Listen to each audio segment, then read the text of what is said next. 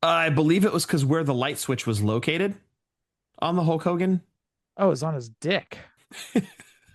No, Oh, it's where the Hogan was inserted into to well, make the light switch go up and down. if you needed a 10-inch uh light switch, but if you got the Terry Bollea one, it was only like you only needed like a 6-inch light. It's a 3-inch python, brother. Ladies and gentlemen, my name is Scott. Hey yo. Is that his younger brother? It's gonna be Jeff. The cream will rise to the top. Oh, yeah. And you're listening to all of the great action figures from our good friends at Hasbro. the Fullyposeable Have your own Wrestlemania with all your favorite figures. Wrestling Figure Each sold separately from LJN. Podcast. And we are the Mount Rushmore of professional wrestling.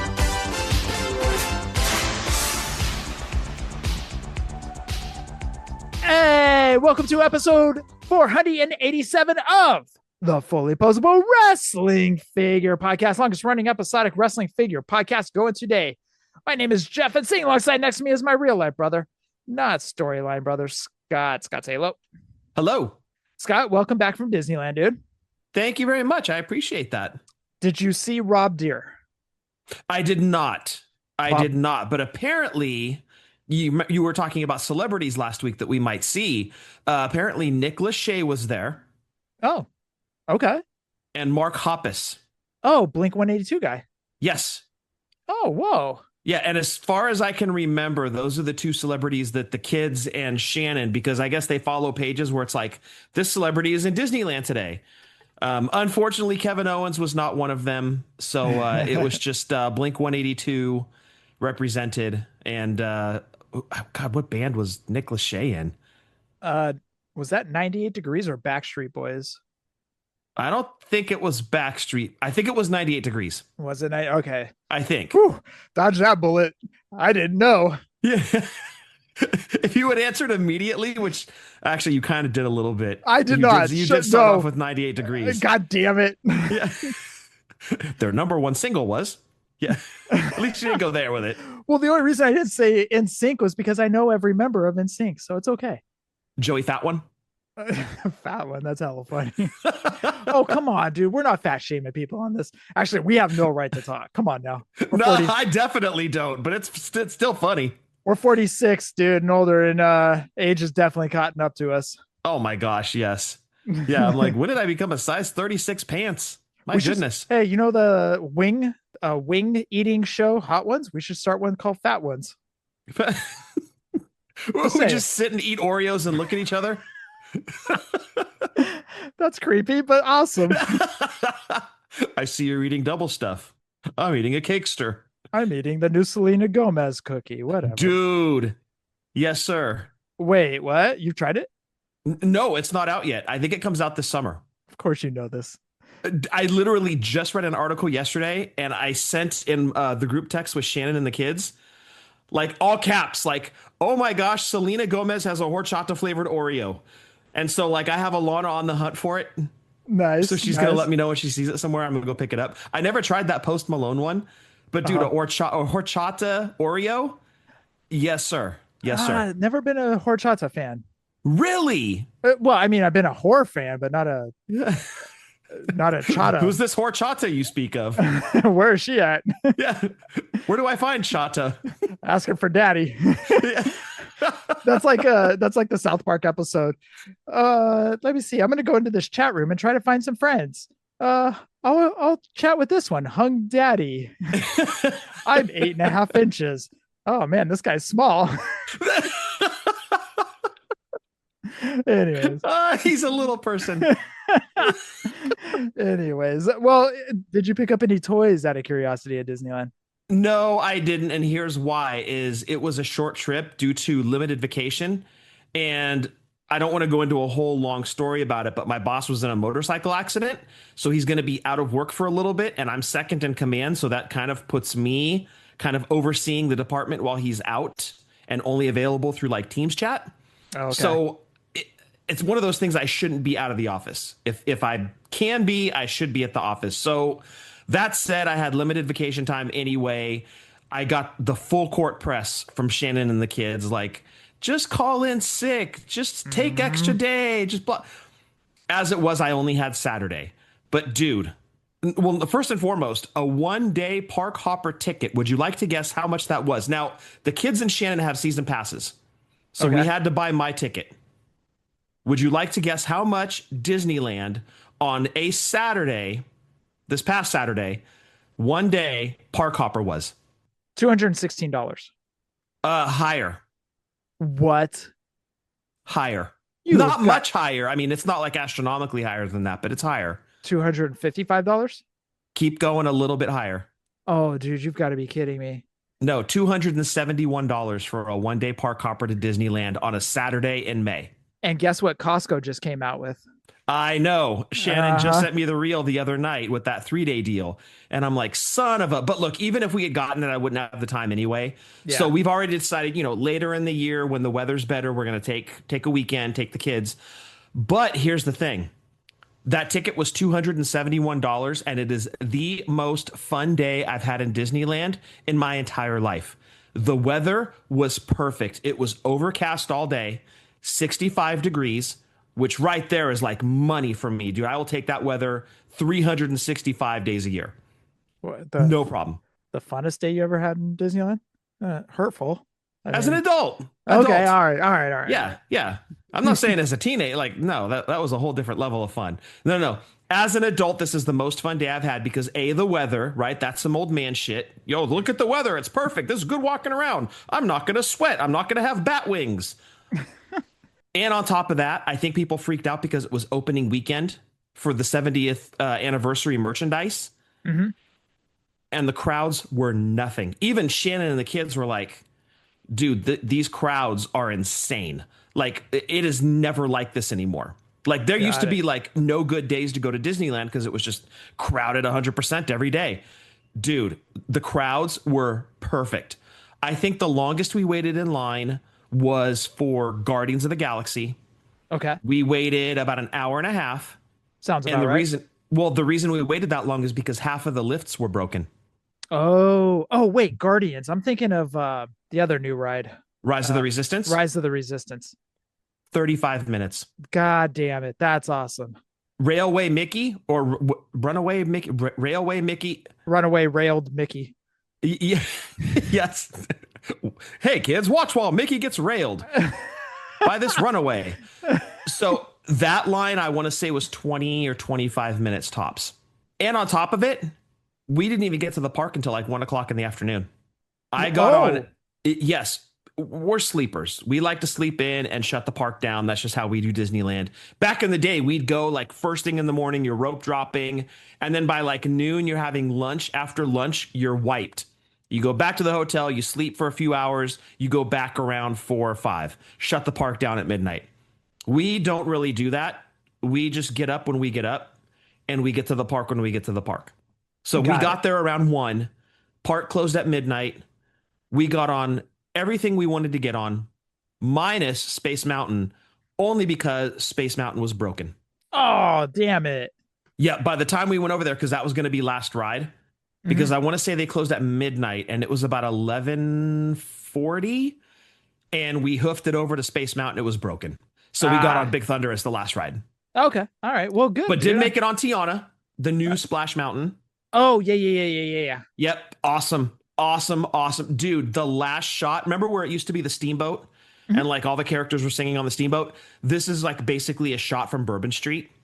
Oh. And they've got like, it looks like you're in the French Quarter and like all the characters are singing. Dude, it was awesome. Let's not talk about NOLA. That's a little we're going to talk about NOLA. That's coming up next. That's a little too soon right now, Scott. It's coming up next, and I figured it made the perfect segue. Well, that's a good segue. You guys know where to get our shirts. You guys know where to listen to us. You guys know where to send us emails. This past week, we lost a legendary actor, George Wendt. Yes, we did. Norm. Yep. And we will get into New Orleans. I promise. But George Wendt was kind of a staple in the 80s, early 90s for us and our family. Yes. That was every Thursday at 8:30 or 9 o'clock or whatever it was, whatever time Cheers came on over here in NBC. He was part of that skit in SNL, DamEarl, that type of thing. DamEarl. You know, so George Wendt in the 80s and the 90s was a huge staple for us. And it was sad to see him go. I mean, it's just, you think back to all those Cheers episodes of the comedy that he dropped for us and the just so many good Norm isms when he would walk into the bar. And he was always just like one note, like even keel, almost like deadpanning it. Yeah, it was absolutely hilarious. And his comedic timing was perfect for that. It was, show. yeah, absolutely perfect. You're 100% right, dude. And look, I know a lot of people are like, why are they talking about George Wendt? Because George Wendt was part of our past. That was every Thursday night, mom and dad would have, and again, we go back to appointment TV. Mom and dad would have Cheers on, and Scott and I would be downstairs watching Cheers with mom and dad every Thursday. It was a staple for our household to watch Cheers. Yep. So, right after that, we had Night Court. But yeah, exactly. we would sit down. Yeah. I don't know if people do that anymore, to be honest with you, where the entire family gathers around and it's appointment viewing, like you said, where everybody's gathered in front of the TV watching a show at a time that you can only see it at unless you want to wait for the reruns later in the summer. Right. That's kind of how TV was back in the day. It's way different now. It's basically on demand, which is fantastic. I love it. But back in the day, unless you caught that first run, you were trying to catch the rerun during the summer. And yeah, you're right. Every Thursday, whatever time slot Cheers had, we were watching it. And he was a huge part of our childhood, just like wrestling figures were, right? Mm-hmm. We loved the wrestling figures. We loved watching Cheers. So yeah, a big loss in the entertainment world for sure. So yes, I wanted to talk about that first part of the show. Okay, now we can get into New Orleans if you would like to, Scott. What a shocker. That blindsided when you said that to me today on the Teams chat. Jaw dropper. Absolutely just a jaw dropper. They don't do this. They had an event to announce the WrestleMania happening in New Orleans. And just randomly on a Thursday, right before lunch, oh, by the way, guys, just kidding. We're pivoting. WrestleMania is not happening in New Orleans. A total shocker. They don't do that. Well, on top of that, it is a general consensus. It almost seems like it's an overwhelming consensus that everybody loves WrestleMania in New Orleans. It's next level. Look, Vegas was fun this past year. Don't get me wrong. It was. Yeah, Vegas was great. Vegas is a great host city. Yes, it is. When you're in New Orleans, it's a whole different monster and it's so much fun and you never get tired of it until it comes to that day where everything's kind of over and then it's time to go home. That's kind of when you're kind of like, okay, yeah, everything's over, it's time to go home, that type of thing. But when you're in the middle of WrestleMania, it never feels long. Nope. In New Orleans, I should say, it never feels long.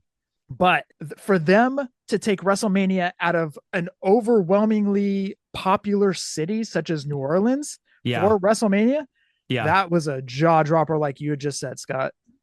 I couldn't believe it. One of the most fun things about WrestleMania in New Orleans is everything is so centrally located.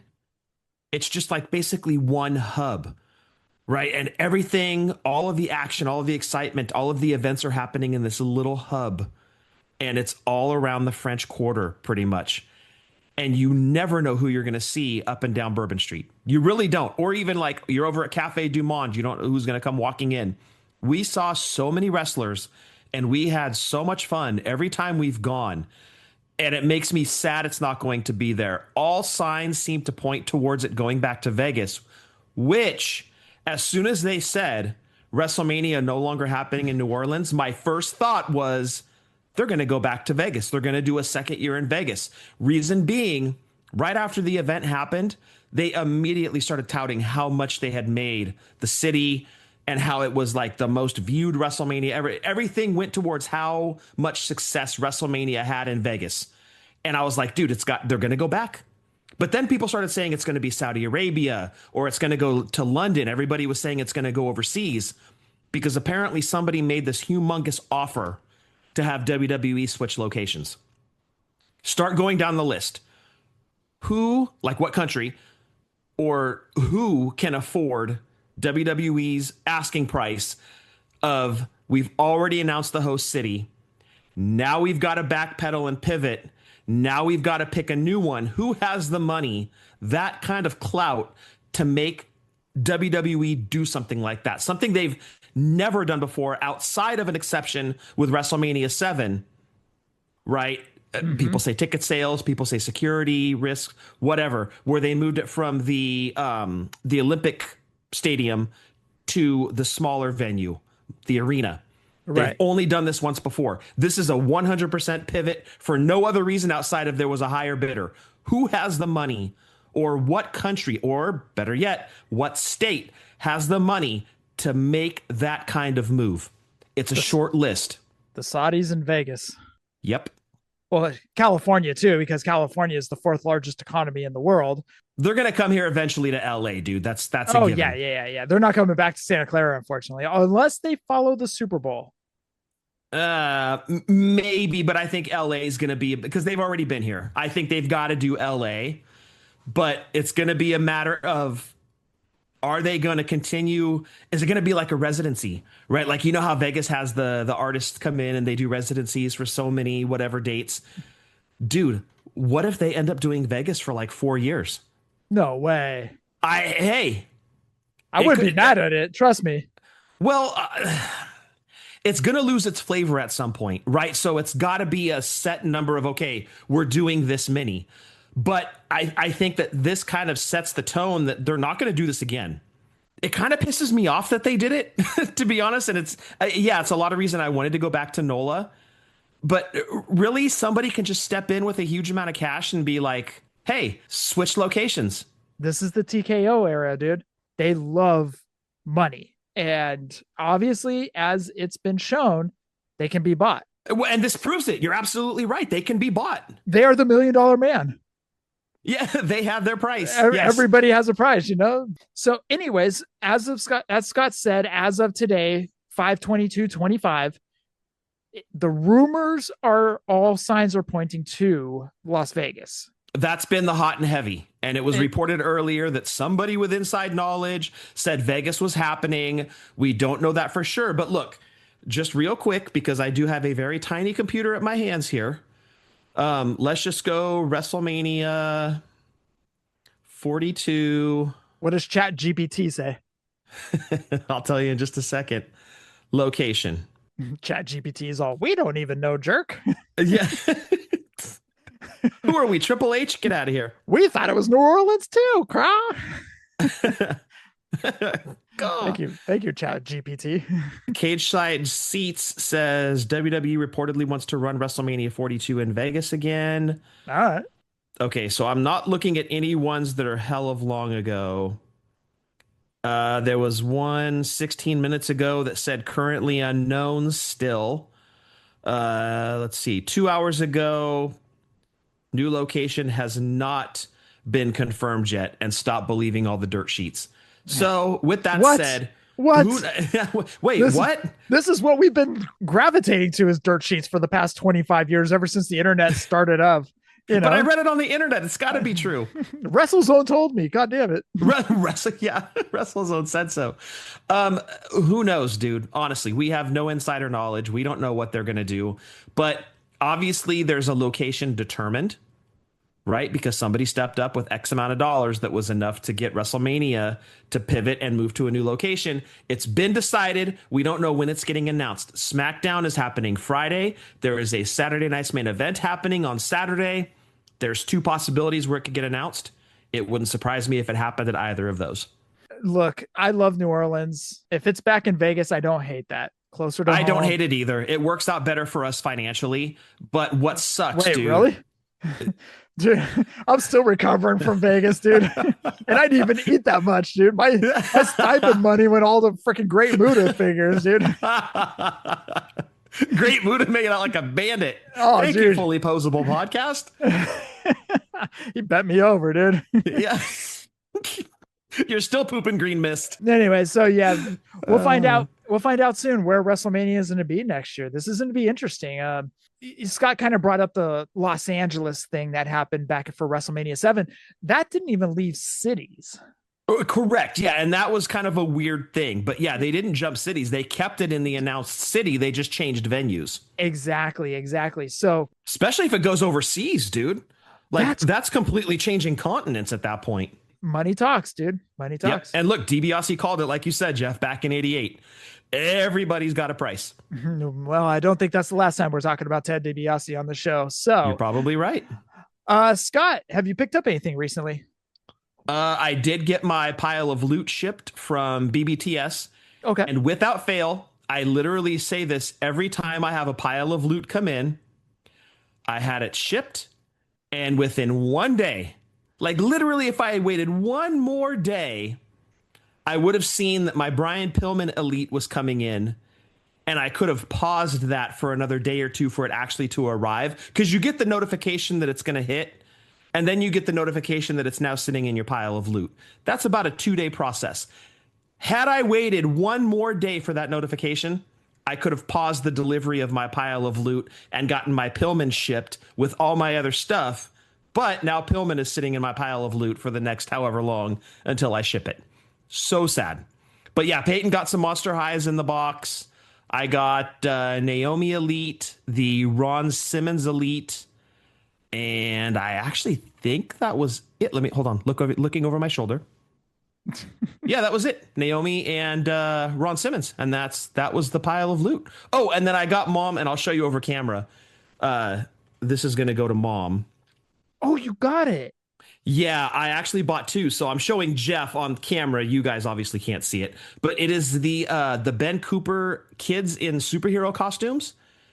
And I picked up 2, one for myself and one for Mom, because I have a picture of me as like a 2 or 3-year-old wearing the exact costume that is pictured on the action figure. It's basically a little kid in a Batman costume. I had the exact same one. So I'm thinking about shadow boxing it. I don't know for sure yet, but getting a little shadow box and putting the figure in there and then printing out the picture and putting it next to it and giving that to Mom. Hey, Mom, here's a picture of me. Happy Mother's Day. Happy Mother's Day, Mom. Here's me. The coolest part is, and I don't know if you can see this, Jeff, in the picture, but behind, do you see his bag? Wait, didn't you have that bag? That's not a bag. That's a pillowcase. Did you have that pillowcase? Absolutely. You had that pillowcase too.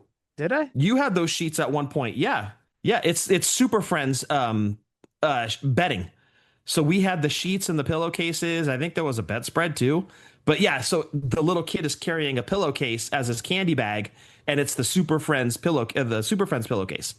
And we had that bedding as kids also. So just really, really cool touch. Drool and peed all over that. Nice. Yeah, among other things. Oh, what? I kept it nice with drool and pee. Come on now. That's disgusting. Explains why my vision is so bad. I did get in my Frankenberry and Count Chocula. I love those Giotto toy figures for the cereal figures. But every time I look at the Count Chocula, and most of you have seen this, at least I think most of us seen it, but there was a skit on SNL that Dave Chappelle did with Pete Davidson dressed as Count Chocula. Oh, I haven't seen that. I will send that over to you. But every time I see the Count Chocula figure, all I see is Pete Davidson in the Count Chocula figure. So if you guys haven't seen that skit, go hunt it out. It's SNL, Pete Davidson, Dave Chappelle. God, they were like characters from Aunt Jemima, Uncle Ben's Rice. Okay. Man, who else was on I forget who else was on there, but Count Chocula, obviously. So it was like food characters? Yeah, but they were doing layoffs and they were laying them off. So anyways, it's a funny skit, and Dave Chappelle went into business for himself, but in a great way. So he went off script, and it was hilarious. So Oh, nice. Okay. Yeah. If you're going to trust anybody to do it, Chappelle's that guy. Yeah. Okay. I can't promise this is going to be the last time we talk about tariffs, but Super 7 did put out a post just recently, and I didn't have this on the notes, Scott, but I wanted to talk about it because this is kind of the stuff that we've been talking about lately but this is toy news. You know, I know it's not wrestling figure news, but kind of is, like an adjacent offshoot. Sure. Yeah. I mean, it's affecting people's collections. So this is from Super 7. Last week was really hard, as you may have heard, and Scott was correct. You talked about this. We had to make the difficult decision to let team members go. These are people who were doing the best work in the industry, none of whom deserve to be let go.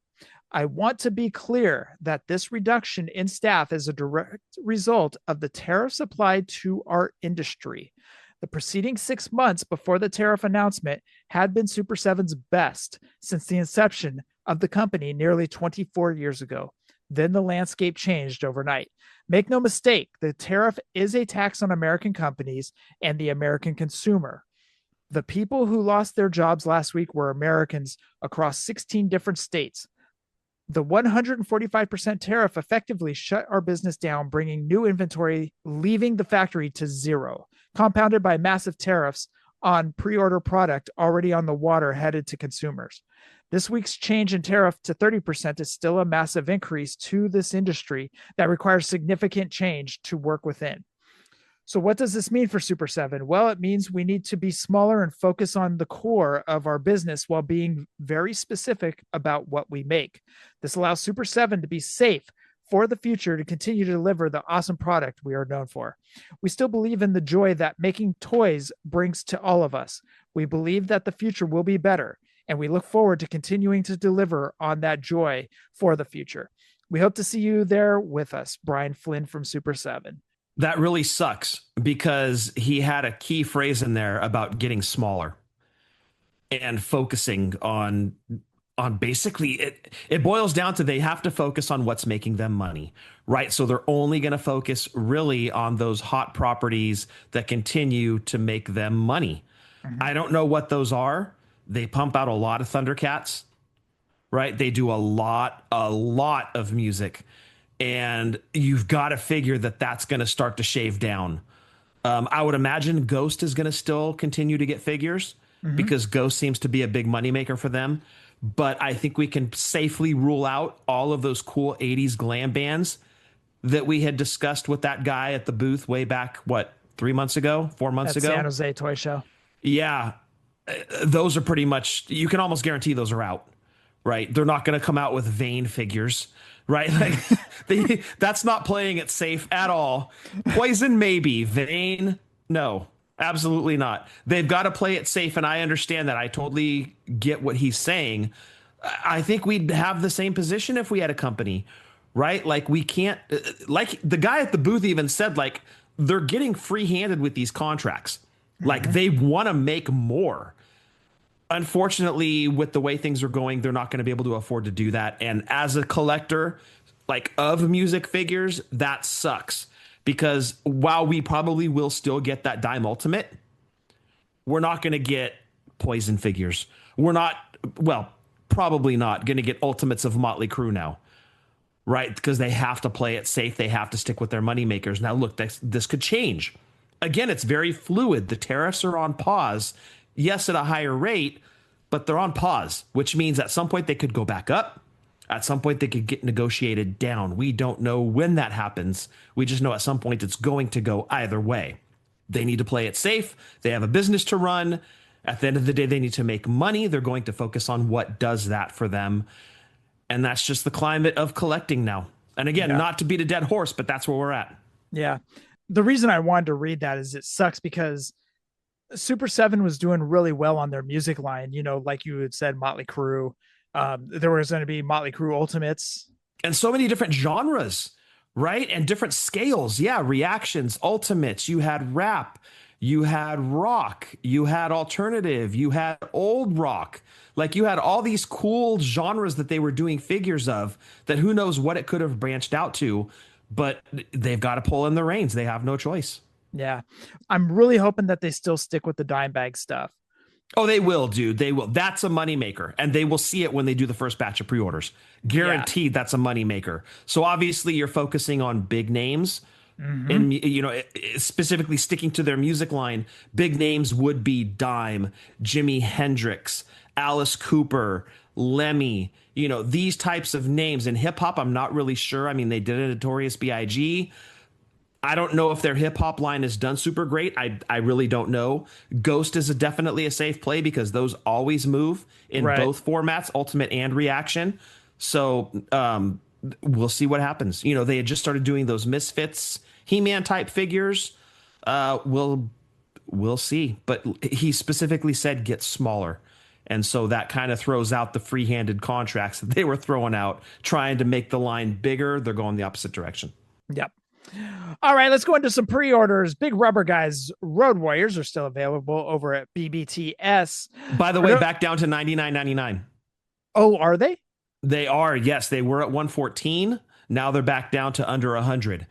So I don't know about that tariff surcharge thing that happens after the fact, but they did go down $15. So I don't know if that $15 is going to end up on the surcharge and they're just showing it 100 again. But when I looked the other day, they were at 100.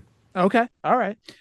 Also, since we're talking about Big Rubber Guys, I do want to mention over at collectmajor.com, they are having a sale on their Big Rubber Guys right now, 20% off over at collectmajor.com.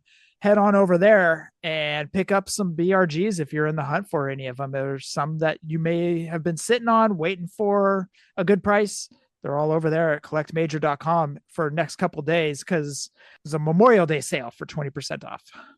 Yeah, and also BBTS, I just happened to be kind of looking around at the Big Rubber Guys. They do have ones that have expired on the pre-order. So if you missed out on like the Rock and Roll Express, you can go on and grab those on there. You can pre-order them through BBTS. Okay, cool. Cardona and Myers are part of that 20% off as well. I'm not sure about Ric Flair. I didn't see him on the promotional poster.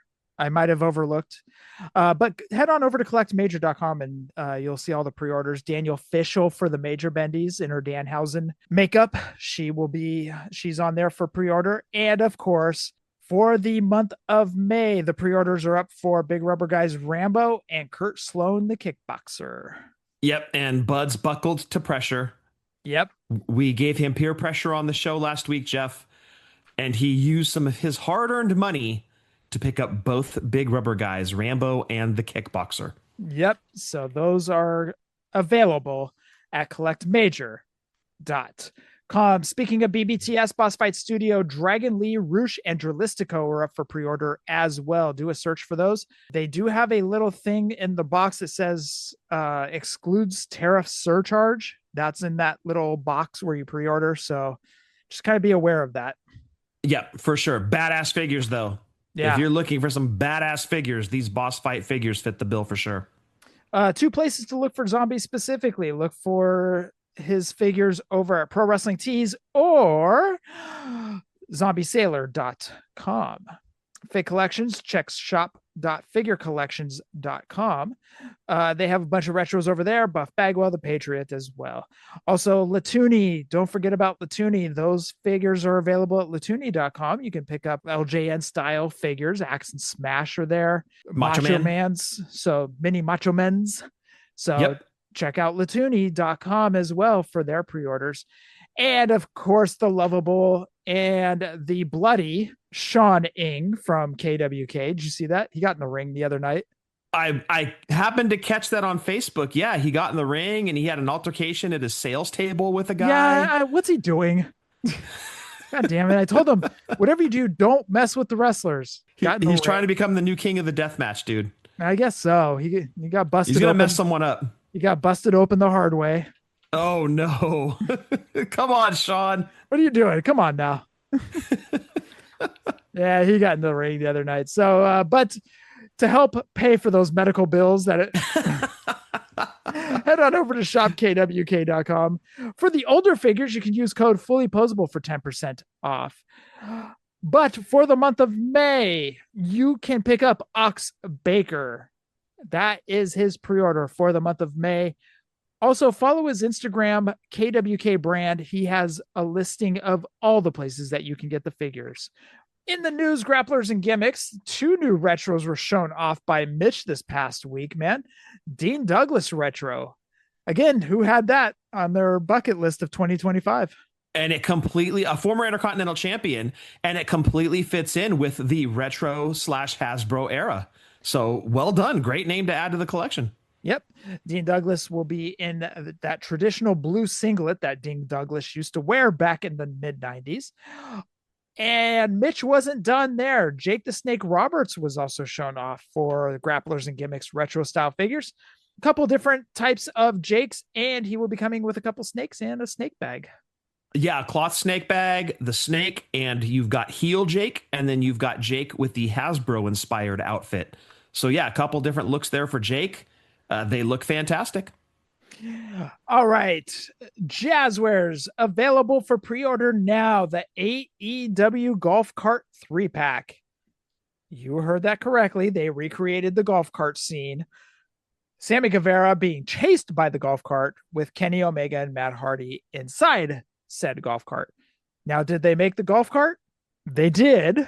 That's a form of a golf cart, but it is not what you are thinking as far as a golf cart.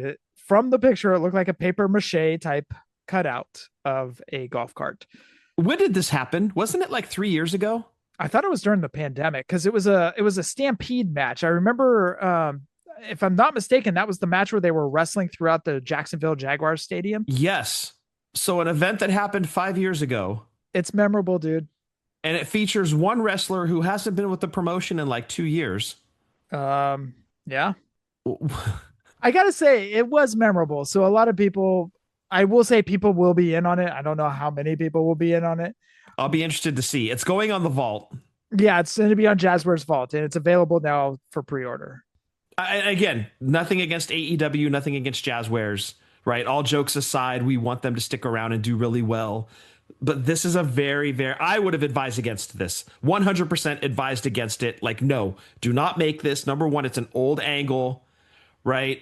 Number two, Matt Hardy hasn't been in the promotion in 2 years. Number B, there's no Jeff Hardy to include with this, right? So no, just no, don't make this. But they did. I also want to say, if they would have actually put in like an actual golf cart, like maybe like I'm not going to say a Barbie style golf cart or vehicle type thing, but something. But kind of like that. I would have been more impressed with it.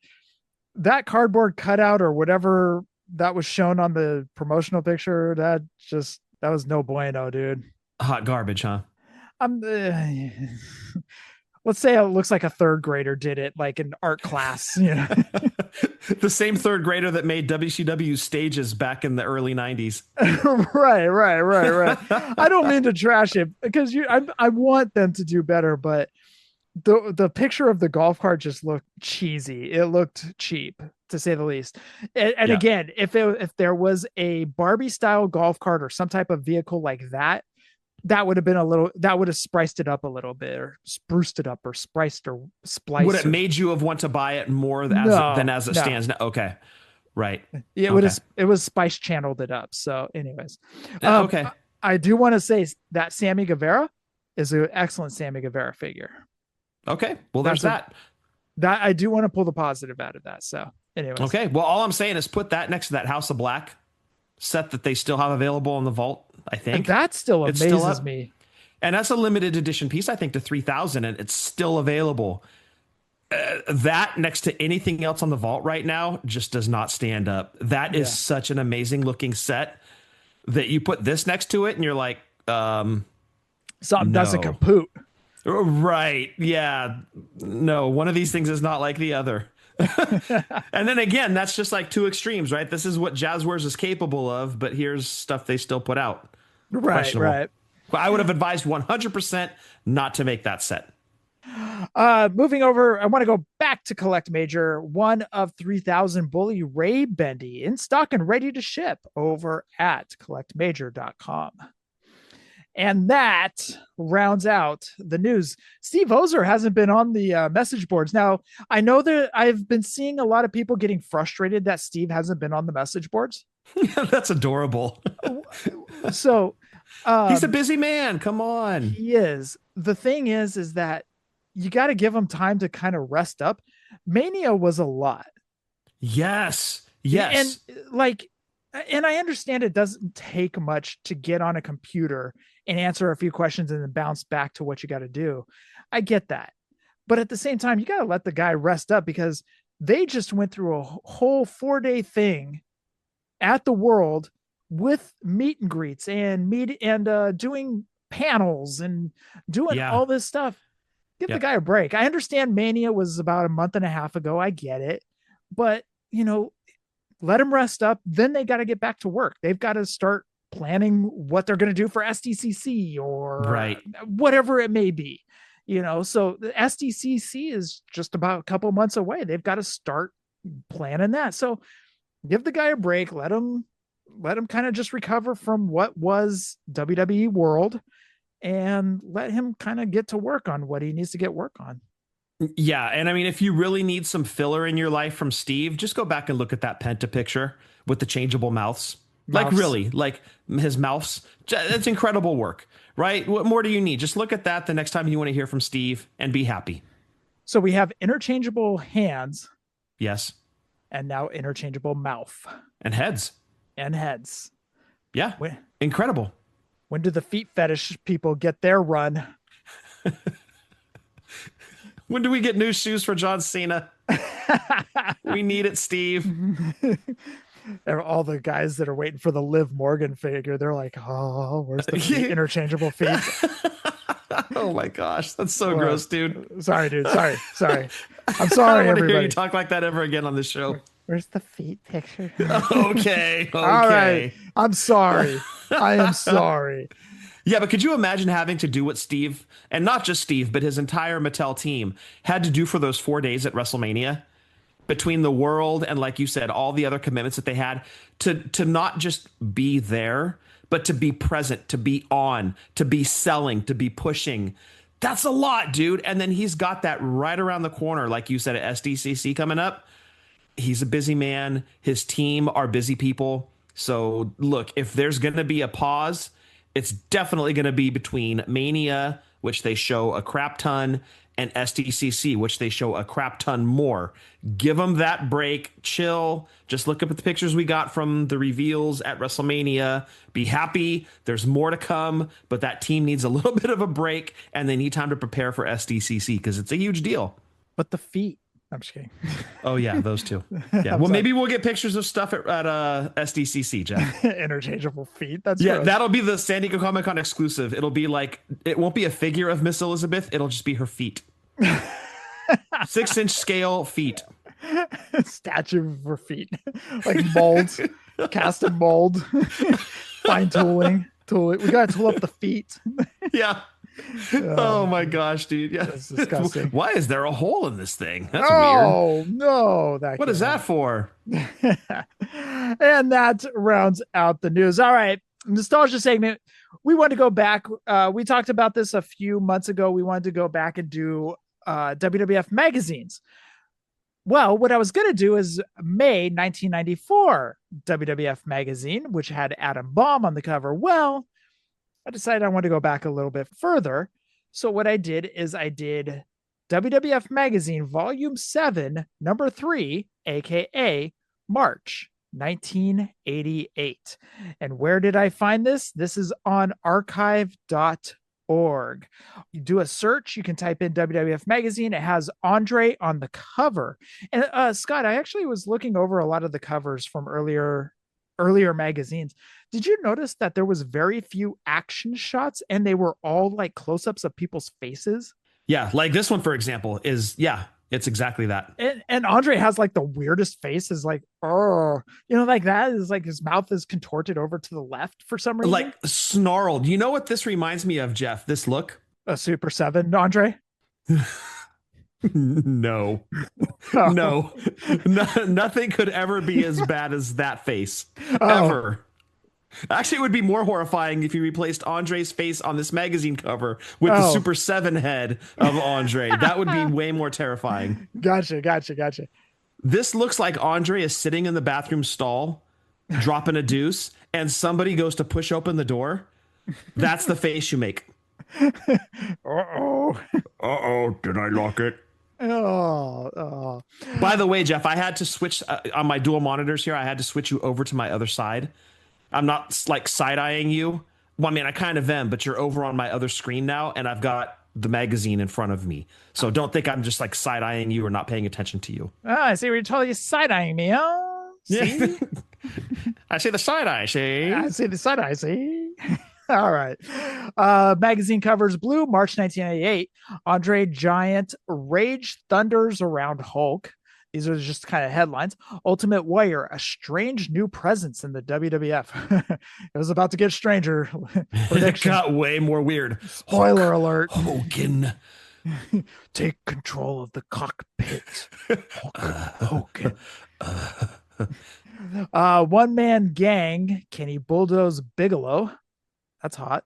And the Survivor Series results, Bam Bam Blazes, plus all other results. So first ad, right as you open up the cover, is for Oxy. And if you clip out the coupon, you get saved 50 cents on Oxy pads. I totally forgot about Oxy. That was like my lifesaver as a teenager, were those Oxy zit pads. Did they actually work? I don't know. Oh. I don't know. Wait, then why'd you say maybe? I don't know. I know they dried my skin out like mad. Why'd you say they were lifesavers then? Because I used them all the time. I don't know about you. Stop side-eyeing me. All right. Over on the next page is the contents. WWF interview, Battle of the Titans, Ultimate Warrior, Slammy Awards. Slammy Awards. Yep. The Slammies. All right. You flip over the magazine and you got some Smart Shopper stuff. You know, basically, what was that thing? The house, CD house, or the tape house, or Columbia? That thing. Yep. These are tapes though, Jeff. These aren't even CDs. These are tapes. Yep, exactly. And CDs weren't a thing in 1988, dude. Nope, they were not. Well, maybe they were, but it wasn't as prevalent as tapes. Next up is the Coliseum video, the biggest event since WrestleMania 3 Survivor Series. 50 WWF superstars appearing on the one great card, featuring 4-team elimination matches.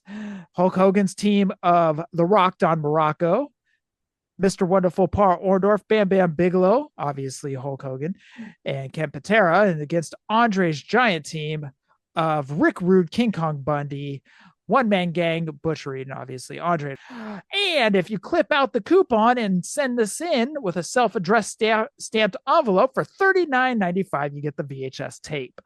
Yep, at the low price, Jeff, of $39.95. Did we ever clip out and get any of those VHS tapes? No, we just rented them.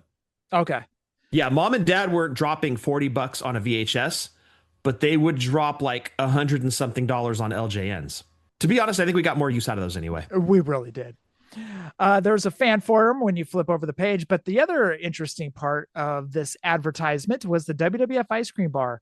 It's Jimmy Hart, who had nothing to do with Hulk Hogan at this time, holding a Hulkster WWF ice cream bar. Yep.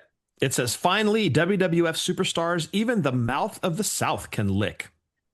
So, oh, baby, riding those coattails. Not Jimmy Hart licking or riding Hogan's coattails. Oh. So they did an interview with Jimmy where they talked about him composing Shawn Michaels' entrance theme.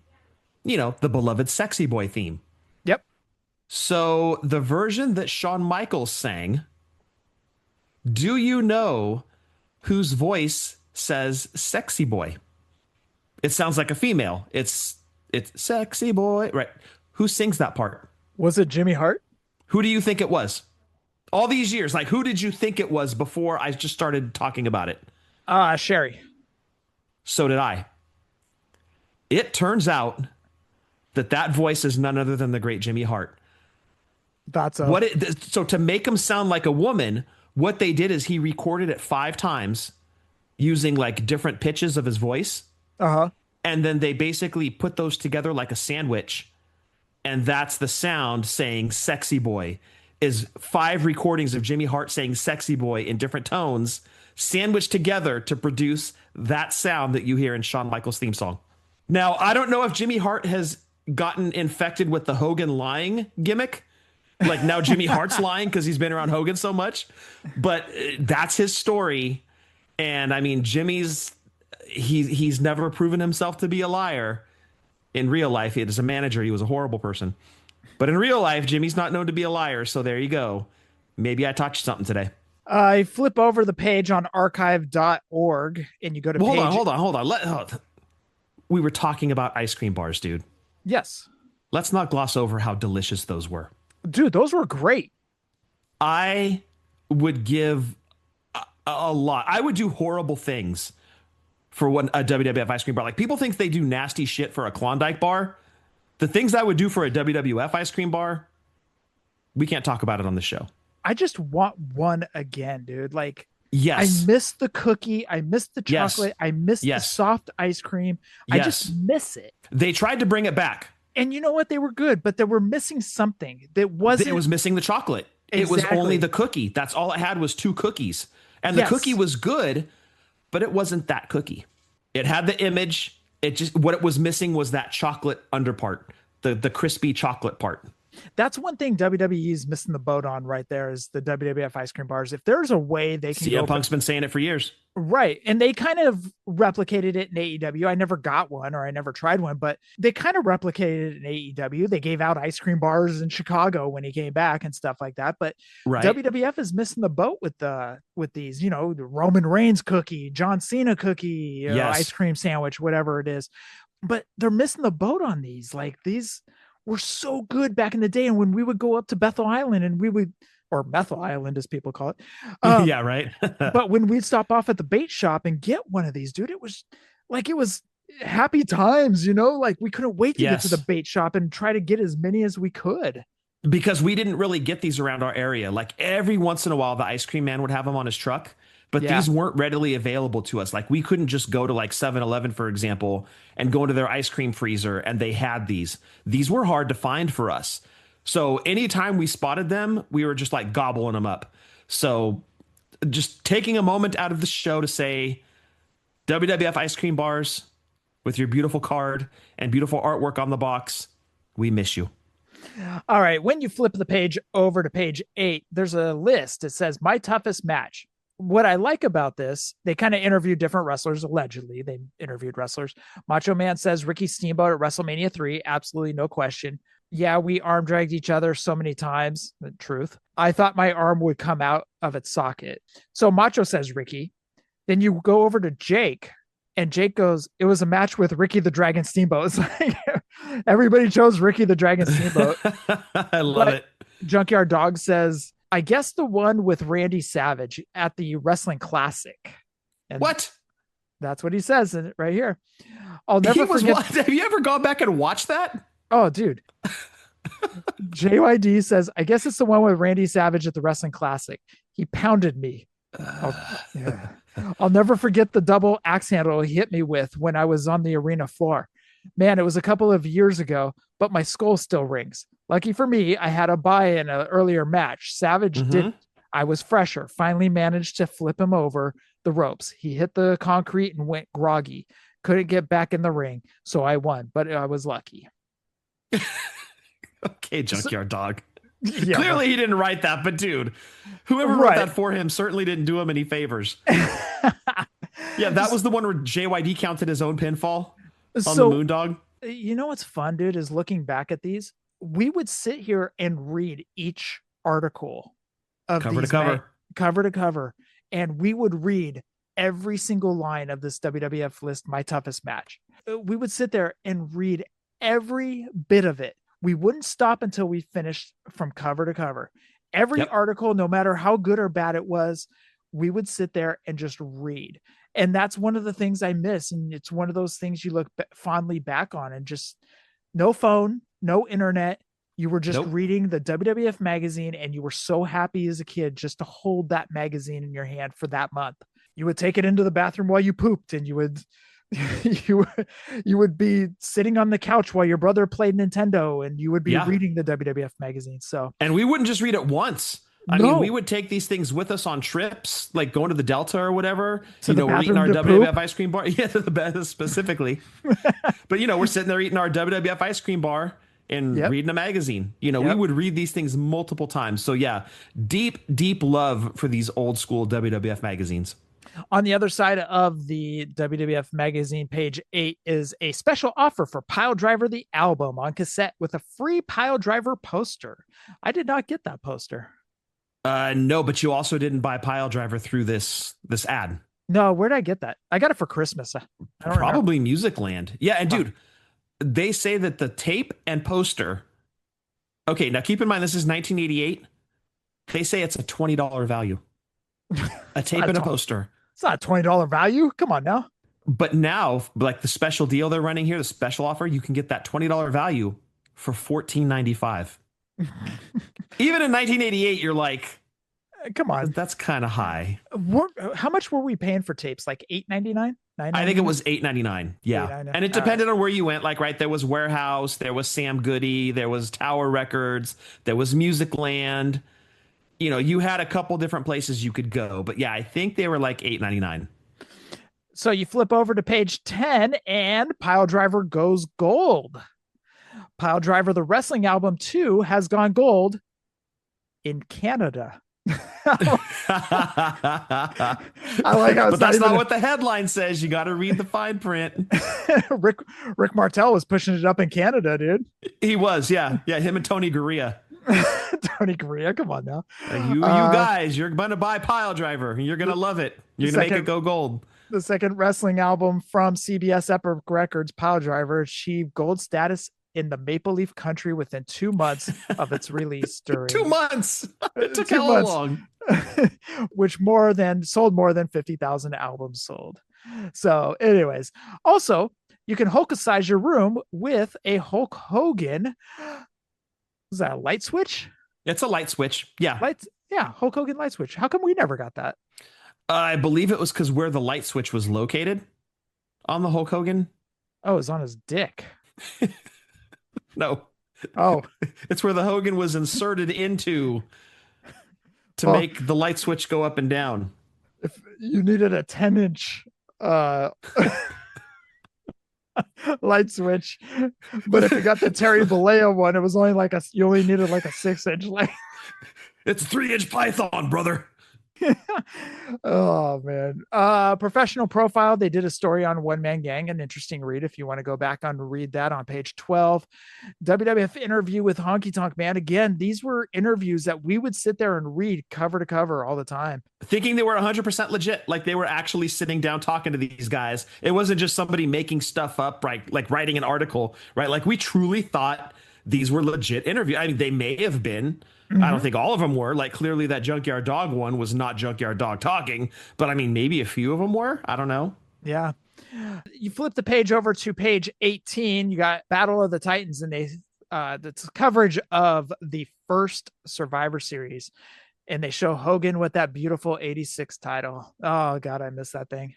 Yep. And there's Bam Bam in all his glory, 87, about to become a big star, or so we thought. We thought he was headed that way. I still say he's this. If I have like a top 2 big man, it's Vader and Bigelow. I loved me some Bam Bam Bigelow. That guy could move like nobody else.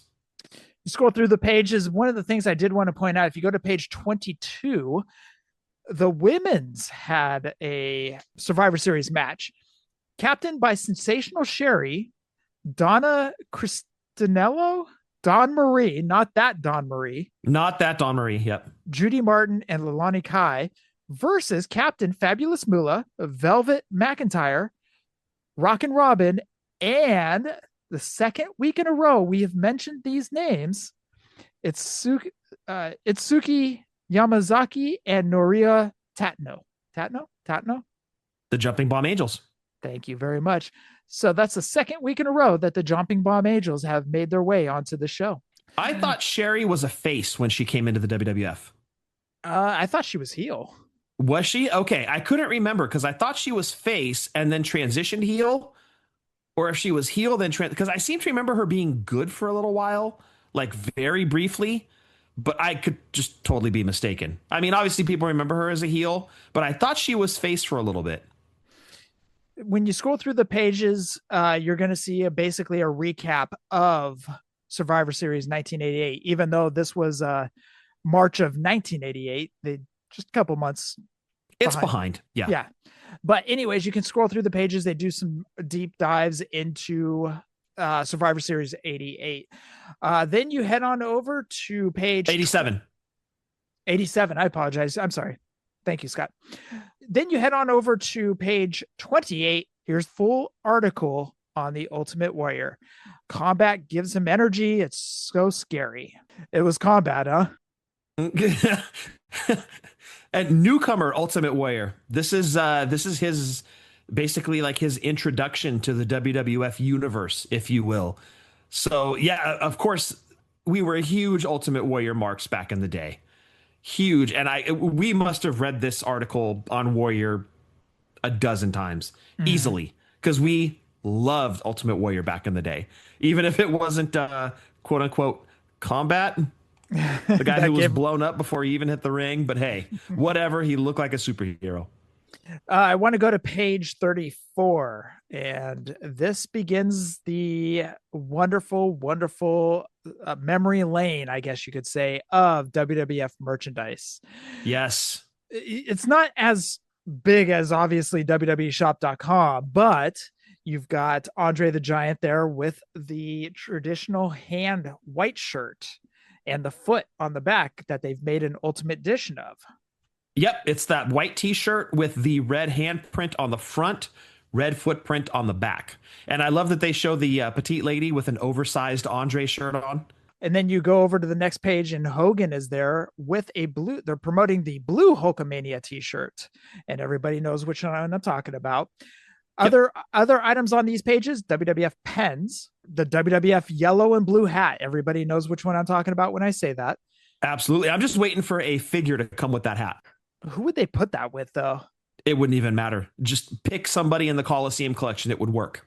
And these are nice pens too, Jeff. You mentioned writing pens. Yeah, these are from Cross. So these are like fancy pens, like pens that you get mad at when people walk away from your desk with them. Yeah.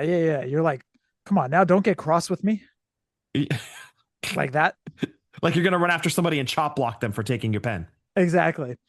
They have WWF ties and a WWF all-purpose sports bag, basically a gym bag. Yeah, think WrestleMania 1 when Bobby Heenan was throwing the money around. Or Andre was throwing the money around and Bobby came and snatched that bag. That's what that bag is. Then you head on over on archive.org. You go to page 36, and here is a plethora of 1988 t-shirts. And these will bring back a lot of memories for everybody, between the British Bulldogs ringer shirt, or I shouldn't say ringer, the three-quarter sleeve Raglan shirts. Raglan, thank you. Yep. God, this guy's trash now. Billy Jack Haynes had a shirt. He did. The traditional purple Macho Man shirt, Macho flexing with that shirt on. With the white outline around the sunglasses. Yep. JYD with that baby blue, but it had Junkyard Dog. It was like Junkyard Dog as a dog and stuff like that. His face on a dog. Yeah. Yep. Frankie on the Coco Beware shirt, the Killer Bees, Strike Force. I wish I would have gotten the Strike Force shirt now. King Kong Bundy, Jake Roberts, Ricky Steamboat, and for some reason, Outback Jack. And George the Animal Steel. Yep. And in the upper right-hand corner, for some reason, two guys one's wearing a Bam Bam Bigelow shirt. The other is wearing Brutus Beefcake shirt. So Jeff, if you could take, you went through the entire list here. If you could take 3 of these t-shirts, which one would you take? Ooh, good question. Number 1 is the British Bulldog shirt. Agree. That would be my number 1 choice. Number 2 would be, the Macho shirt has been done by numerous companies nowadays in 2025. Yes, but it is hard to find it with that white outline around the sunglasses. Right. The Junkyard Dog shirt. And my last one, oh God, I don't want to go Strike Force. Yes, you do. You already said you wish you had gotten that shirt. Yeah, back in 1988. Oh, like you wouldn't wear that now. Come on, you'd wear that to WrestleCon, dude. Okay, yes, I would. Nice. Yeah, ooh, that's tough. I would probably go either the Jake shirt or the Strike Force shirt. Okay. Yep, I'd go Bulldogs 1. And because I need a replacement for my Macho Man shirt, because I literally wore it out, like it had massive, massive pit stains to where I couldn't wear it anymore. I'm like, I can't continue to wear this in public, dude. I have to retire it. So I'd replace the Macho Man shirt, and I would probably, because the Ricky Steamboat shirt's in yellow, I would pass on that one, even though Ricky's, one of my Mount Rushmore guys. I'm thinking I would go Killer Bees. That's a nice ringer shirt. I like it. Flip the page over to page 38. You've got a collection of posters for JYD, Killer Bees, Superstar Billy Graham, Miss Elizabeth poster where she was showing some cleavage. And we all wondered as kids, is there nipples down below? Well, technically, yes, there are nipples down below. We just didn't know how low that whatever was blocking it off. We all curious, you know. Yeah, that's an interesting cut off to that poster. You're totally right, dude. George the Animal Steel, Jake Roberts, Hulk Hogan, of course, Billy Jack Haynes, and Randy and Liz poster. These were all $5 each posters. And the latest edition, looking back, I wish I would have gotten that one, the Hart Foundation, where it was See No Evil, Hear No Evil, Speak No Evil poster. So the same things that I would do for a WWF ice cream bar today, Jeff, I would also do to have that Hart Foundation poster in my collection, or better yet, hanging up on my wall right now. And we talked about it last week. This is just a treasure trove of ideas right here. Like, totally. What if you did a poster with a figure? What if you got a Brett? What if you got a Brett, a Jim, and a Jimmy, and you put out a 3-pack and you had them with that poster? Is it a memorable poster? Don't know, but it would be nostalgia for all of us. Yes, absolutely. So, I don't know. This is little things like just scrolling through this little catalog right here. Hulk Hogan with the Pile Driver. What if they put a record with the Pile Driver album next to Hogan? He had a hard hat on. That's a Hogan that hasn't been done before. You're right. Pile Driver Hogan has not been done. What about putting that duffel bag, that WWF duffel bag with Andre or Bobby? I mean, that makes sense, right? Yep, exactly. But yeah, a poster, a beach towel, all those cool stuff. Like we mentioned foam fingers last week. Like all of those things make sense with figures. And it's bits of nostalgia that as you continue to re-release names, we would probably buy it if it had that magical accessory with it, just because we want that accessory. Yep. And that is it for the catalogs. Now scrolling through, they go over the Slammies. Everybody knows these Slammies where Vince did the stand back. What were these, the 34th annual Slammies they billed it as or something, even though technically it was the first? It was like the first. It was the first, but they had to bill it as like the 30-something annual. Did you stay up for this? No. Oh, okay. No, I didn't watch this live. I don't even know if it was on locally live. I don't remember it being on. Was it? So it must have been on USA, right? No, it was on like, I want to say it was like on a basic channel, like NBC or something. Oh, really? Okay. I don't remember that. Because I actually got to watch it at Grandma and Grandpa's over here. I got to watch it over here. Grandma and Grandpa didn't want me to stay up late, but I was like, you don't understand. I have to watch the Slammies. I have to watch the Slam. There's no matches. Exactly. I just have to watch this. I just have to watch this. And I ended up watching, I think, roller derby or something like that. I don't know. You're like, you guys, you don't understand. Macho Man is playing a saxophone. I need to watch this. I love the categories too. And they have the category breakdowns in this magazine on archive.org. Category: best performance by an animal. George the Animal Steel. What the hell? Come on now. Well, to be fair, there were a lot of animals. All right. God damn it. I'm trying to cover for him. Come on. Yeah, I see what you're doing. Best vocal performance, Hacksaw Jim Duggan was the winner. Okay. This was just so random, but it's memorable. It's nostalgia. So, all right, scrolling through more of the pages, we'll round this out. You had DiBiase bought Andre. We all know what that led to. Andre attacks Hogan, like always, back in 87 and 88. It's almost like a foreshadowing, though, right? DiBiase says he'll own Hulk's title. Yep. They called it. Page 56, you got a tank warfare of Bam Bam Bigelow versus One Man Gang. And then what's funny is if you go to page 62, guess what there is, Scott? I'm still scrolling. Oh, look, we have a sale. More merch. And it's a lot of the shirts that I just mentioned, except they added Tito Santana and Don Morocco. Yep. And keychains and buttons. Yep. Another article done on $1 Million Man is Private Eye at home, one of them with the $1 Million Man. So he's saying he owns many homes. And going through the rest of the magazine, you got a crossword on page 70 that if you guys want to do, it's already filled in for you on archive.org for some reason. No cheating, you guys. And there's one last little thing that I love. It's Caught in the Act. And it's we forgot about the sale of the old magazines, Jeff. You can go back and buy back issues. Oh, yes. On page. It was right after the WWF Lowdown where they give you all the news. You can go back and you can see a lot of the magazines where it was a lot of headshots, except for the Hogan and Andre where they're face to face. But it's a lot of old school magazines that you can go back and purchase, like Scott just said, and also programs as well. Yeah, programs too. I'm going to fast forward to the end. One of the pictures I love is caught in the act, and it's the Islanders with Jack Tunney in the back and Bobby the Brain Heenan, and they have a dog collar to say, "Hey, Matilda was here." I love it. That's so great. And there's also a WWF fan club membership application. And then retro mags. And was this a mousse for hair? Brill cream? Yeah. Brill cream? Brill cream? I don't know what that is. Men's grooming mousse. Yes.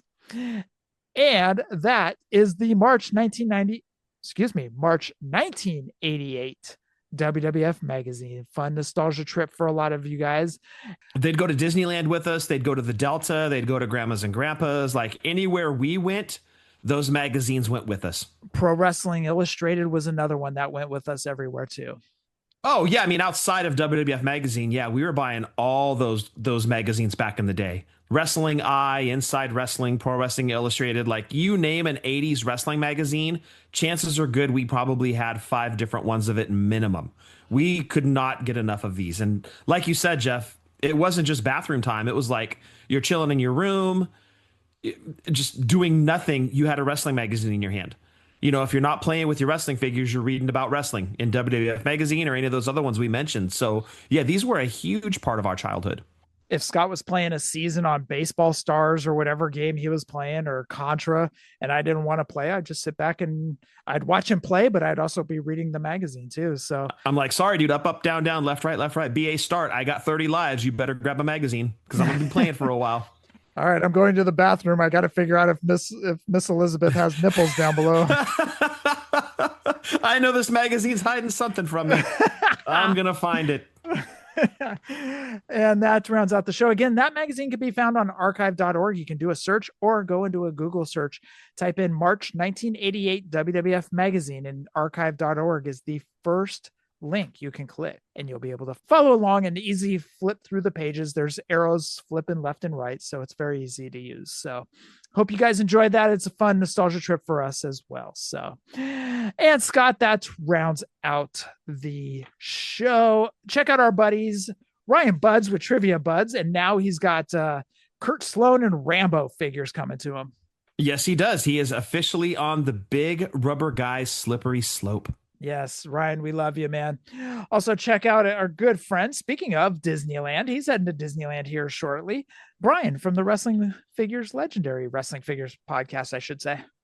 Awesome. He's going to have a blast, dude. That new Tiana ride, highly recommended. It's essentially what Splash Mountain was, but just all of the cool stuff that they added in its place is fantastic. I love it. And also check out Work the Arm podcast with Jeff and Jamie. Jeff Verbosos, love you, man. It was good seeing you in Vegas. And Chick maybe seeing him in Vegas again next year. We better.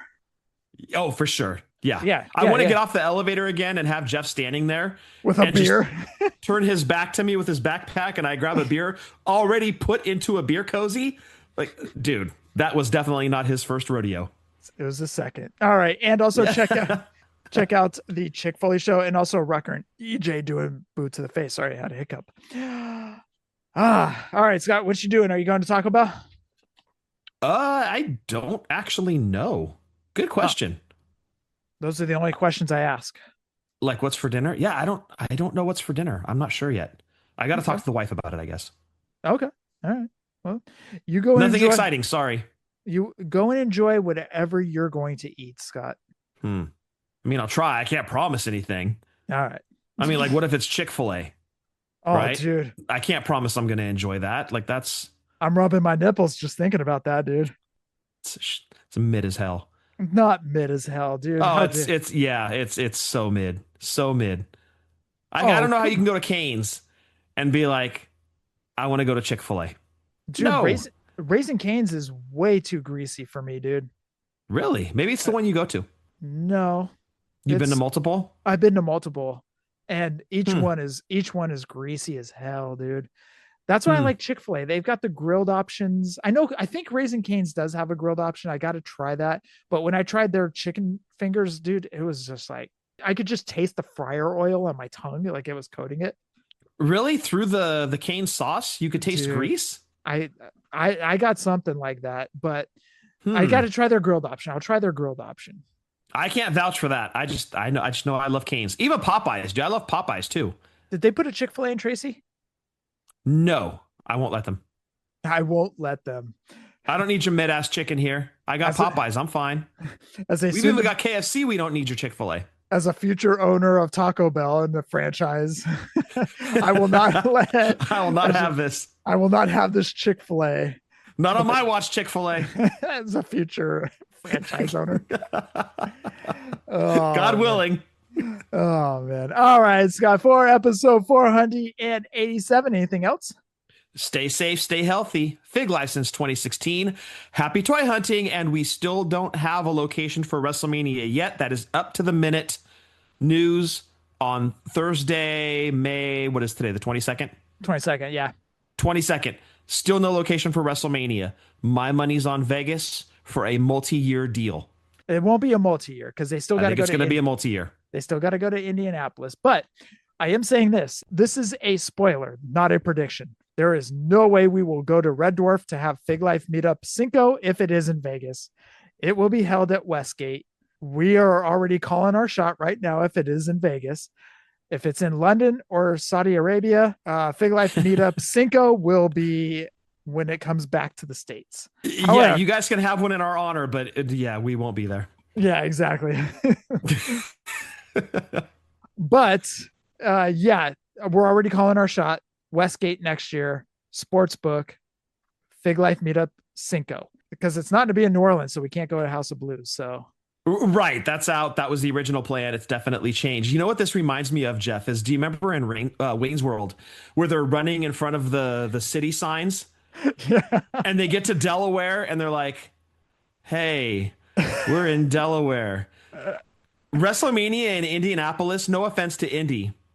But WrestleMania in Indianapolis or even Minnesota is like Wayne and Garth running in front of a Minnesota or Indianapolis sign in that show and saying the exact same thing. Those do not seem like fun WrestleMania cities. Again, no offense, but when you put it in the same breath as like New Orleans or Las Vegas or New York or Chicago, maybe I don't know all the cool spots. But I don't know, man. It just doesn't sound the same to me. So I don't know about Indy. I don't know. Do you remember how much everybody last year, when it came down to between Minnesota and Vegas, how much everybody was praying it was going to be in Vegas? Do you remember that? I do. Yes, absolutely. So I think that is kind of a sentiment, is that a lot of people do not want Mania in Minnesota or Indianapolis. It is going to be in Indiana. I think they've already agreed that there will be an Indianapolis Mania. I think they've already agreed to it. Dude, that to me means absolutely nothing at this point based on what happened today.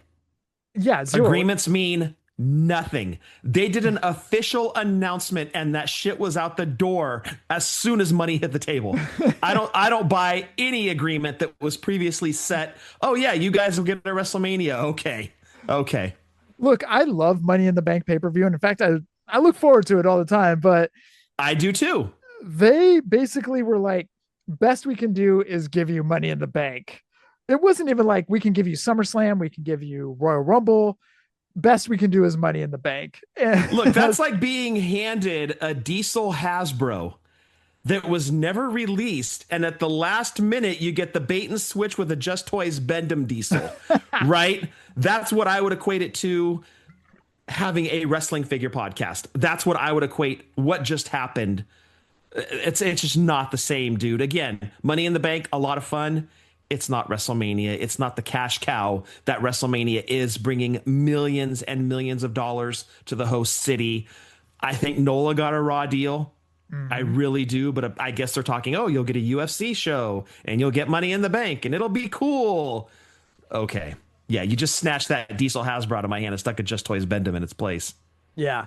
And also, if you guys want, go back to the archive.org and go order your shirts from WWF Magazine. Yeah, I want to see, no matter where WrestleMania is next year, I want to see a crowd full of British Bulldogs Raglans. Oh, dude, I would love that. Me too. Me too. If they ever release that shirt, I'm so on it. Well, they have it on Pro Wrestling Tees, and Pro Wrestling Tees actually has some good shirts, dude. Do they really? That same shirt, they've got it? Yeah. I might have to go pick that up. I've got it. Such a classic. I've got it. You do? Yeah, I've worn it in front of you. I'm sorry. I'm very old. I don't remember these things. All right. I want to thank everybody for listening to our long ramblings about WrestleMania a year in advance on episode 487. Hashtag Fig Life. Adios.